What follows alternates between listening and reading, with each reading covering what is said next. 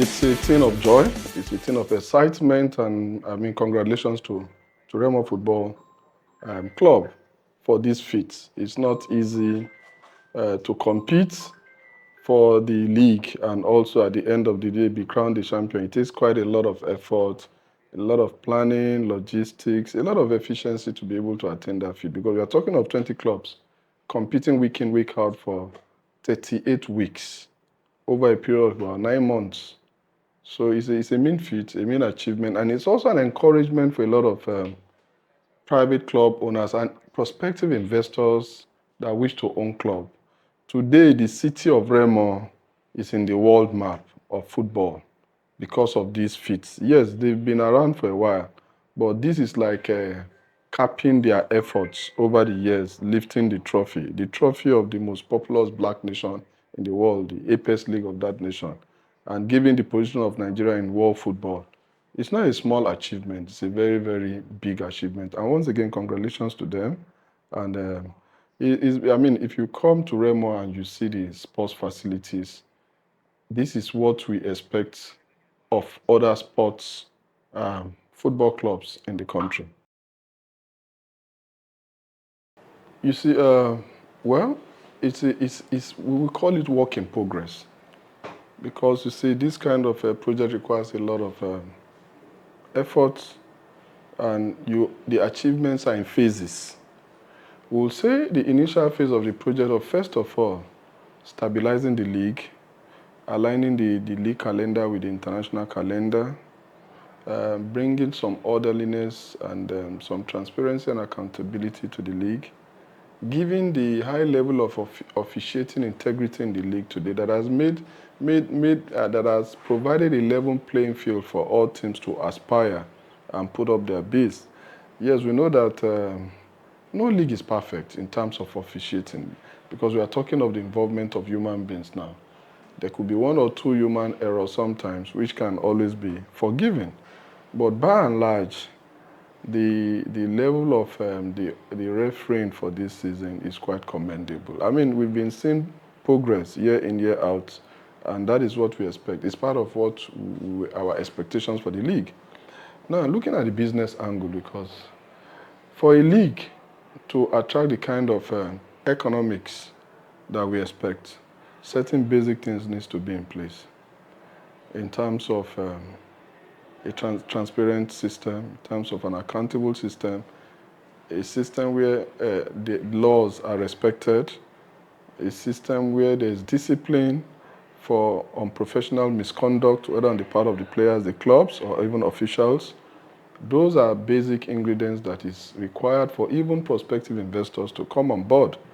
And I would say that 3 years we've been working with the league, we could say we've done well in that space. But now, it is now time for us to also reach out to a lot of prospective partners in terms of education, their prospects, what they stand to benefit from this league, and how we can collaborate. Because the whole idea of collaboration is value exchange. They are bringing in value, we are also offering value. So it's a medium of value exchange from prospective investors, corporate sponsors, all manners of stakeholders, broadcasters, media rights, producers, and what have you. Even data companies, statistics companies, a lot of people. What we've done is to create that conducive environment for this kind of collaboration to thrive with the league and actually grow the business of the league. So in the area of preparing the conducive atmosphere for partners to come on board, we can say, yes, we have achieved to a very great extent. But now, we need investors to come on board. And when we talk about investors in a league, we talk of investors across all levels. Investors across all levels. Investors as club owners, investors as corporate sponsors, investors as content producers, investors across the board. So, because the whole idea of a league is to look at creating a significant value that all stakeholders can benefit from. And that is the way we intend to drive this league. Not different from what other leagues achieve all over the world. So we believe it's a gradual process. And one thing that is clear in this country today, the NPFL is making some good strides. Okay. We are expecting progress in every aspect of the league. Even in terms of broadcast, quality of broadcast, we're expecting some improvement in that area. Okay. In terms of content creation for the league, we're also expecting some improvement in that space. Even the clubs becoming more professional in their approach, because see, club management goes beyond just recruiting players and organizing their movement all over the country. It goes beyond that. Okay. We also expect the clubs to be more professional. So again, another aspect of the club, you see, it's good for the clubs to have fans, but the fan engagement is just having supporters club coming to share the team. The clubs need to have a fans engagement strategy within their local space. That is an area we expect a lot of the clubs to also look at critically.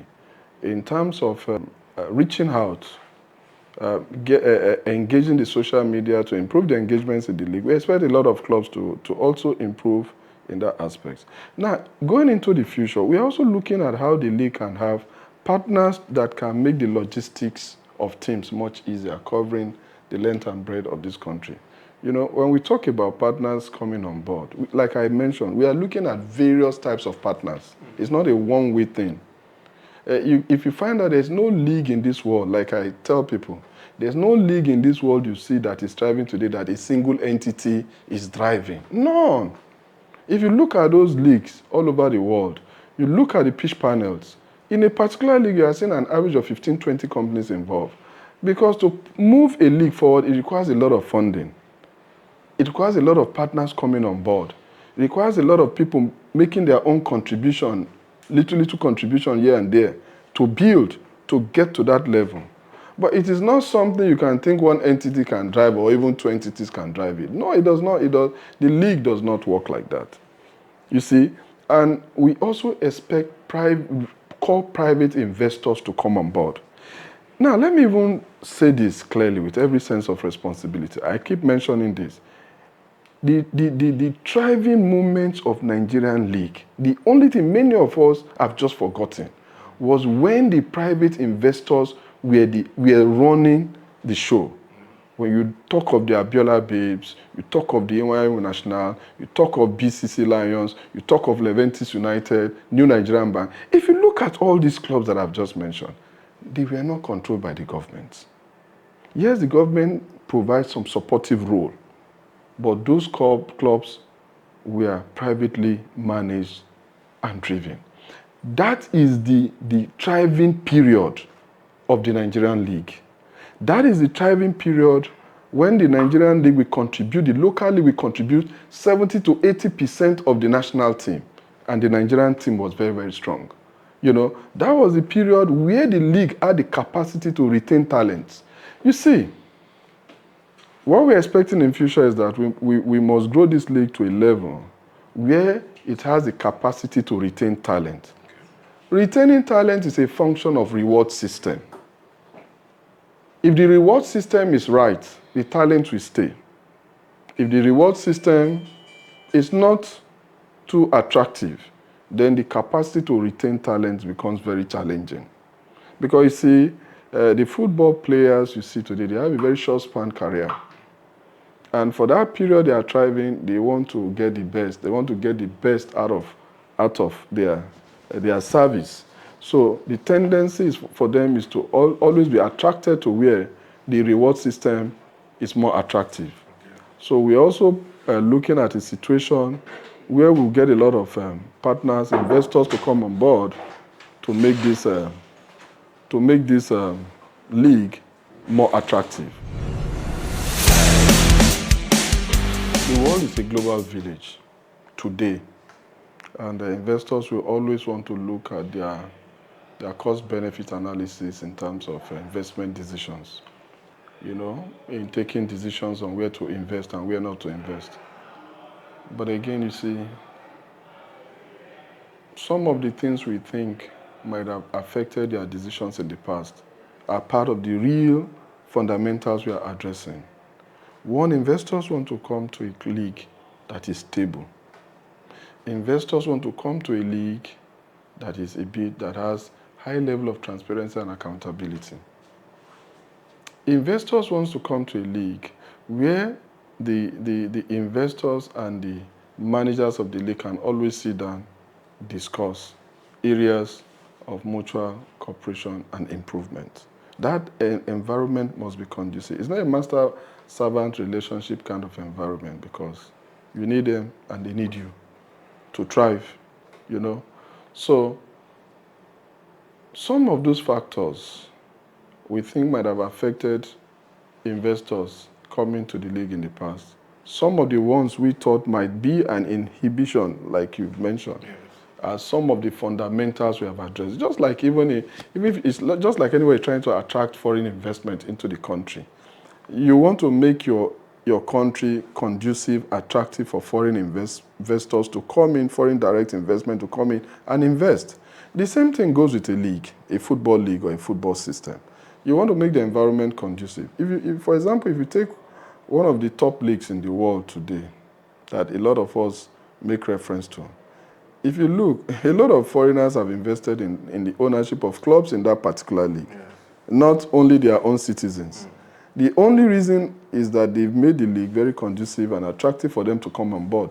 So, but again, we have to have a way of reaching out to these prospective investors. But something that is very fundamental to all this is the passion. It's not about the financial capacity you have.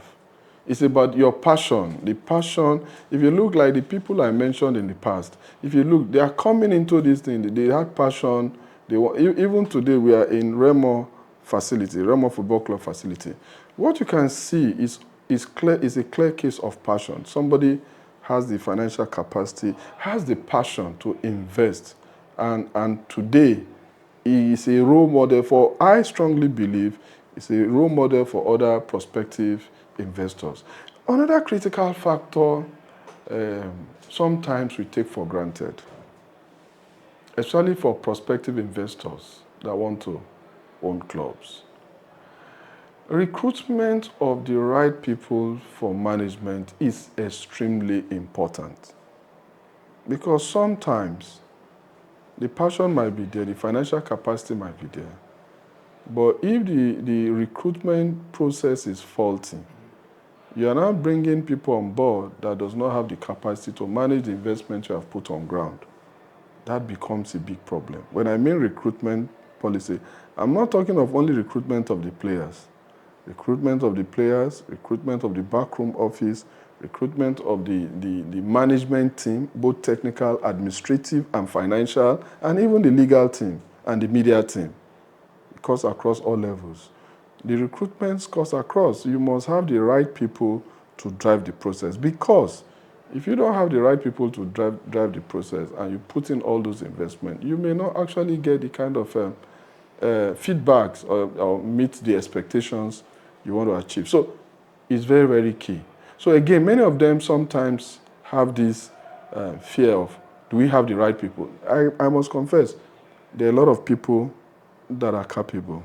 But again, even when you hire a capable person, you don't just stay at that level.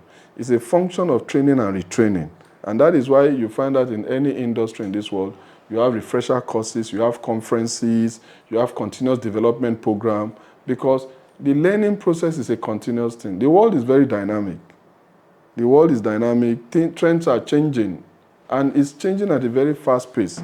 So you must have people that are willing to adjust to trends as they move. As the system changes, they upgrade their own knowledge, they move with the trend, new techniques, new technology, new equipment that is required, new knowledge that is required to drive all this process. It's a whole system they need to look at and try to upgrade continuously.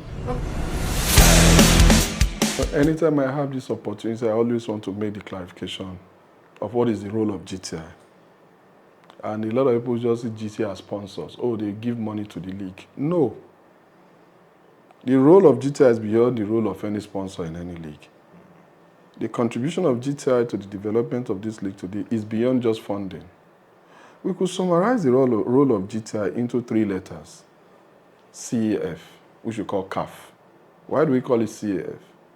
You can see the role of GTI in trying to work with the league to put in certain corporate governance structures in place, which is the C in terms of corporate governance structures, the right corporate governance structures to drive the league.